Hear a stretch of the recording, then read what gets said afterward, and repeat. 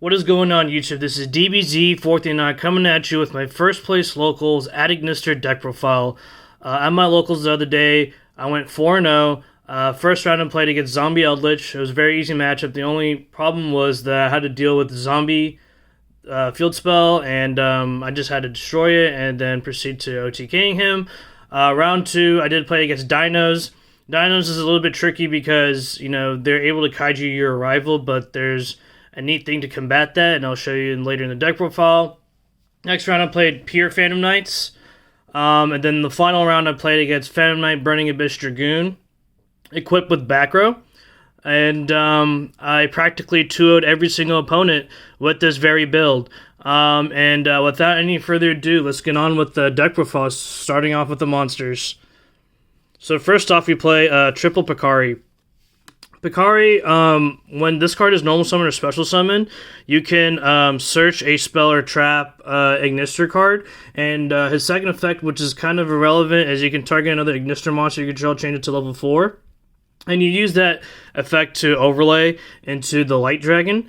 People say this is the best normal summon, and I do agree. Being able to access certain spells in your deck allows you to do certain combo routes.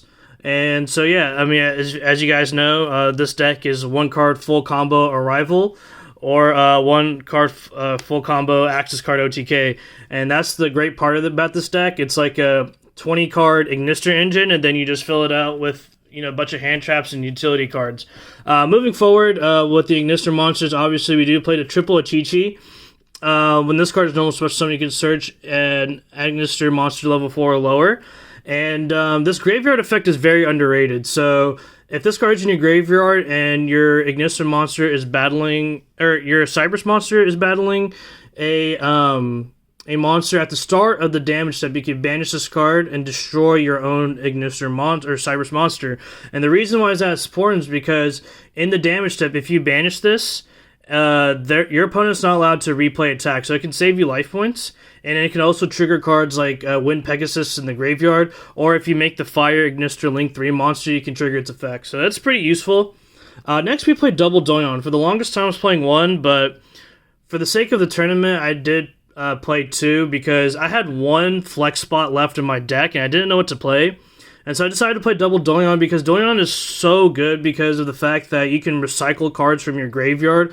When it's normal summon special, you can target an Ignister monster and add it to your hand. And when this card is sent to the graveyard as a link material, you can add a spell or trap Ignister card. So, like, it's what you call the Sky Striker Kagari of the deck. And sometimes your opponent would Ash, you know, Achichi effect, or AI meets you to search the Doyon. That's pivotal for your combo. And if they do, and you have this card in your hand, you're able to extend. But it's also, you can easily side out a copy, so it's not the end of the world. Next, we do play the one Doshin. Doshin is just an Earth that you can special summon for free if you control an Ignister monster.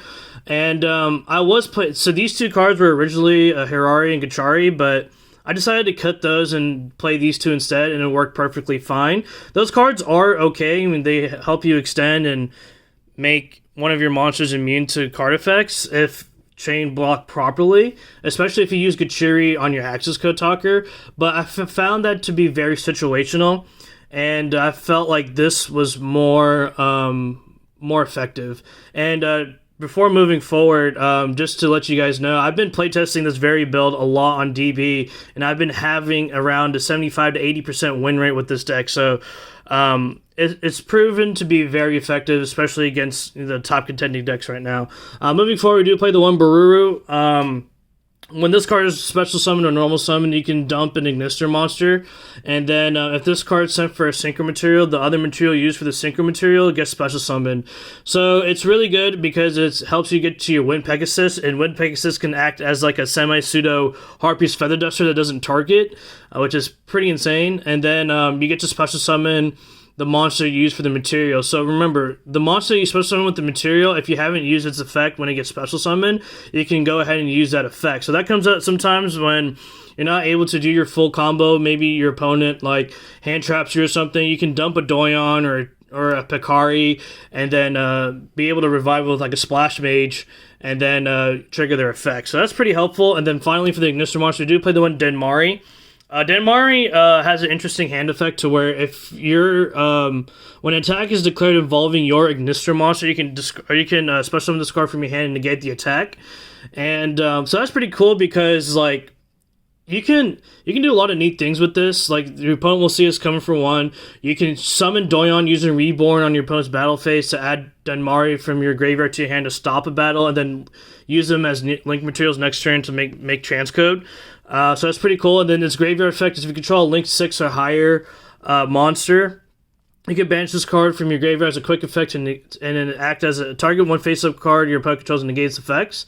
So it's really good. It's your Omni Negate, and it's your primary target to dump with Bururu and the full combo. For the hand traps, we play triple Nibiru. This card in this deck is like a torrential tribute because your rival's unaffected by card effects, including your own. So being able to having a Nibiru as like a torrential tribute is pretty insane without like using your own monsters, so it's pretty good. And I think right now Nibiru is pretty good this format. It hits a lot of decks. Next, obviously, we do play triple Ash Blossom. And then we play triple Valor. I think right now monster negation is very important, and Valor's not a hard once per turn, so it's pretty good. Then finally for the hand traps, we do play triple Impermanence. I think Impermanence is probably one of the best hand traps right now because if you activate it, it's not triple tactics tactable, if that makes sense. So we do play 12 hand traps, so according to ratios, we're more than likely to open one hand trap. There's a good chance that we open two. Since they are one card combo deck, you just kind of want to play a bunch of hand traps, so when you do lose die roll, going second is not an issue, and you're easily able to OTK with Transcode Talker. Moving forward, we played the most broken card in the deck, Ignister A.I.Land. Really good card. Pretty much, if you control no monsters in your main monster zone, you can special summon a level 4 or lower Ignister monster from your hand, and you can't summon the same attribute for the rest of the turn from the hand using this card's effect. And it's not hard once per turn, so you can keep spamming it. And people don't understand that. So it's really cool. Sometimes they shotgun Twin Twister, destroy it, and then you can use its graveyard effect to recur it very easily. So that's pretty good. And also, we do play the one AI contact. So if you do open multiple copies of this card, like you can usually shuffle back and draw 3, which is pretty nice. And moving forward, we do play triple AI Michu as the Rhoda of the deck in essence. But the only thing is, if you don't summon the monster that you reveal off of this card, you take 2,300. So that's very important to note. Next, we do play triple Cynet Mining to search out your Ignister monsters. So we play in 12 starter cards, so we're more than likely to open one of these cards to full combo. I mean, Cynet Mining is a 1.5 card combo because you have to discard something, but yeah. Next, we do play a triple Tactics Talent. This card's really good in this deck for the fact that you're going to get hand trapped a lot.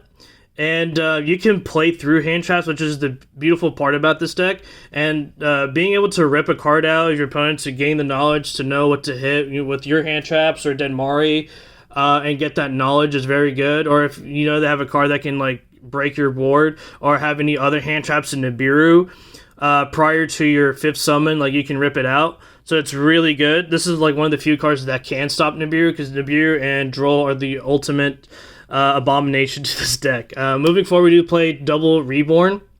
I think Reborn's pretty good. I originally was playing 1 copy, but I upped it up to 2 because opening this card is pretty good. It helps you extend. It's pretty much a quick play spell, Monster Reborn. It also has a neat graveyard effect to where you can banish this card and 1 card in your hand when the Cyberse monster is involved in battle, and add a spell card from your graveyard. So if you don't have like any monsters for the follow-up turn, you can potentially add like an AI Michu in your graveyard and be able to do some plays next turn. For the one-ofs and for the final of the spell card lineup, we do play the 1 Terraforming, the 1 AI Contact, and 1 Call by the Grave. So originally in my initial draft, I had 1 Terraforming, 1 Reborn, or I did not have Terraforming. I played 1 Reborn and 1 Doyon. And I main deck triple Droplet, but I feel like Droplet isn't as powerful right now, and I wanted to play more extenders in my deck so that I can, especially when going second, so I can like play through boards and break it with access code and just go for game. The AI contact's really good because you're able to, if you open multiple copies, if you have the terraforming or you can just shuffle it back and draw 3 cards for free, then you can recycle Doyon. It's just insane. And obviously Called by the Grave. It's because a lot of people hit the infant on summon to search the Ignister spell, and like being able, like the field spell is pivotal for your combos, so you need to be able to have Island at all times to make your combos work. So this is a 40 card build, and let's go with the side deck real quick. We do play triple Lancea, for the Tri Brigade matchups or any decks that banishes and stuff. I think Lancea is pretty strong right now. We do play triple Droplet, for those boards that do have a lot of negations and it's very problematic for Ignister monsters to play through. This card can go first or second, so yeah, it's pretty good. Next, you do play a triple Twin Twister. And another thing about Droplet is the reason why it's better than Dark Ruler in this deck is because you do have a lot of stuff that you can send for free since you generate so much advantage. And with Dark Ruler, they're not able to take damage, whereas Forbidden Droplet, they are. Twin Twisters for the back row, you have a lot of cards in hand, so discards essentially for free. We played triple Evenly Matched. This was Lightning Storm, but I switched to Evenly Matched because I feel like it was the more competent card, the better card, I guess you could say, and it's more effective, and it can play through cards like Anti-Spell, Imperial Order, which absolutely kill you. And Evenly Matched is pretty good. And then finally, for our floodgates, we do play triple Rivalry of the Warlord. In some matchups, like you flip Rivalry and then they scoop because they can't play through it. People don't anticipate you playing like back row stuff, so they don't really tend to side, back row removal cards. Also, when you flip Rivalry, it makes your Arrival safe from Kaijus or Lava Golems or whatever, so that's important to note. And I think Rivalry was the move. Another card I'm considering to play is a Mystic Mine. I think Mystic Mines are really good in this deck because if you're not able to full combo, you can just sit on Mystic Mine, just literally use your A.I.Land in the graveyard or whenever you draw it to shut it off and then proceed to doing your OTK or whatever. So that's another card I would consider. Moving forward with the extra deck here, we do play the one Arrival Cyberse at Ignister, the towers of the deck. Unaffected by card effects. And you can target one other monster on the field, destroy, and if you do, special summon an Ignister token with 0 attack, 0 defense that this points to. So really good for going first. And yeah, you can make it up to like 6,000, and just some decks can't out it straight up. And so they just scoop to it, so that's pretty cool. The one access code, you make it with Jammer, attacks twice for 5,300, and you're able to do like 4 or 5 pops with this card, which is insane. Then we do play the one Dark Templar. So when a monster is special summoned to the card this card points to, except during the damage step, you can special summon as many level 4 lower Ignister monsters from your graveyard as possible to zones this card points to. So it helps make your Arrival. And then if this card destroys a monster by battle, you can special summon a Cyberse monster from your grave, so it comes up sometimes. One Fire Phoenix. This card is interesting. You don't make it too much, but it can help burn. And then when I was explaining earlier about the Achichi effect, you can use it to pop it to destroy something, and then it can bring itself back, so it's pretty cool. One Transcode Talker. Thinking about this card was giving me a headache in the sense that do I want to play 2 copies of this because it's so good in the grind game. Being able to target Jammer and then go to Access is really good. And yeah, then the one update Jammer to be able to attack twice, the one Wicckid. This card literally won me the tournament because I didn't even know about this, but the first 2 effects is that you can't destroy card effects in battle, and cards that this card points to, Cyberse monsters this card points to, cannot be destroyed by card effects as well. So that's pretty cool. And then you use it for the combo, when you summon a monster underneath this pointer, you can banish a Cyberse card from your graveyard to search a Cyberse tuner.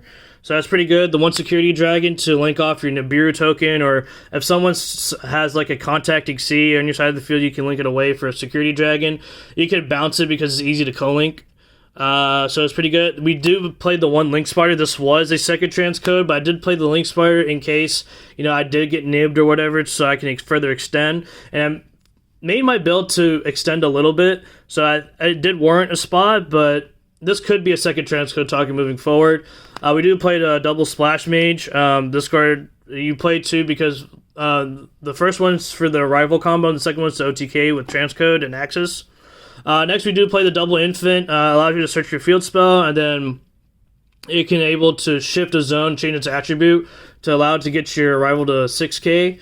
The one Light Dragon, this card comes up sometimes in testing, like being able to destroy monsters on your post side of the field, protect your own cards.